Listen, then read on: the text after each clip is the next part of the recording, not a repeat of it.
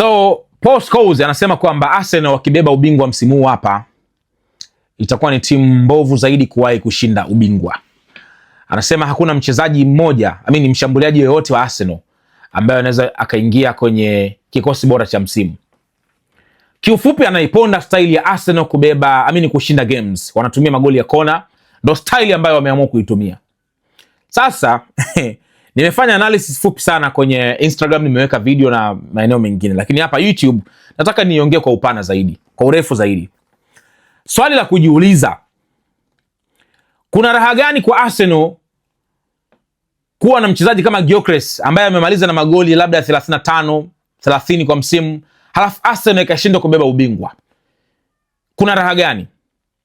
Arsenal wameapply philosophy ambayo nimeizungumzia huko Instagram ya Sir Alex Ferguson, kwamba ukiwa na defense bora utaweza kushinda makombe.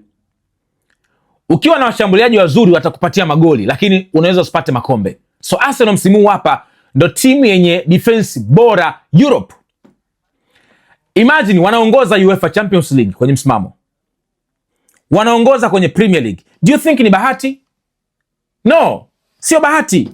Ni mkakati ambao unafanya kazi, wamekuja nao unafanya kazi. Ni kweli wanashinda magoli ya kona, ni style yao, wameamua, wamejifunza, wameimaster. Kwani magoli ya kona hayaruhusiwi? Kuna timu gani ambayo imeshawahi kubeba ubingwa kwa kuwafurahisha watu eti kwa sababu inacheza imeshawahi kuzawadiwa kombe kwa kucheza mpira mzuri na sio kushinda mechi na kupata points 3? Kwamba timu ipate points 3 lakini labda Gyökeres ana score. Kuna uwezekano kwamba Gyökeres kwenye game moja akashinda hata magoli 3. Alafu Arsenal hiyo game wakapoteza kwa kufunga goli 4-3. Kuna raha gani? Ni kweli Gyökeres katoka na hat-trick, katoka kama mchezaji mwenye magoli mengi kwenye game, lakini kuna raha gani kama Arsenal hajapata points 3? Arsenal wameona no, tumeimarisha defense. Jambo la kwanza, tumezuia uwezekano wa kufungwa magoli mengi. Unaizungumzia Arsenal ambayo imefungwa magoli 3, yani timu pekee ambayo imeifunga Arsenal magoli mengi ni Manchester United na ni goli 3. Arsenal msimu huu hajafungwa goli 4 plus. Goli 3 zimetokea kwenye game yake na Manchester United.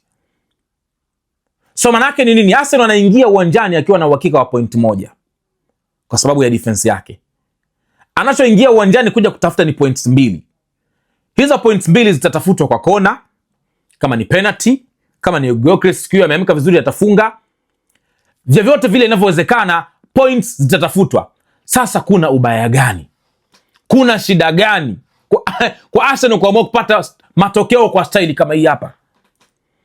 So mimi nasema kwamba I support Arsenal vile ambavyo wanafanya. I'm not a fan of Arsenal, lakini as long as wanapata points 3, it's all good. That's what matter, bro.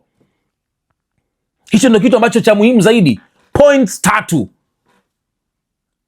So Paul ni mkongwe wa Manchester United, lakini pia mchambuzi wa soka sasa hivi. Kwa unaweza kaelewa sometimes kauli kama hizi anaongea, labda kuna kaushabiki ndani yake kwa sababu ya ni mtu wa Manchester United.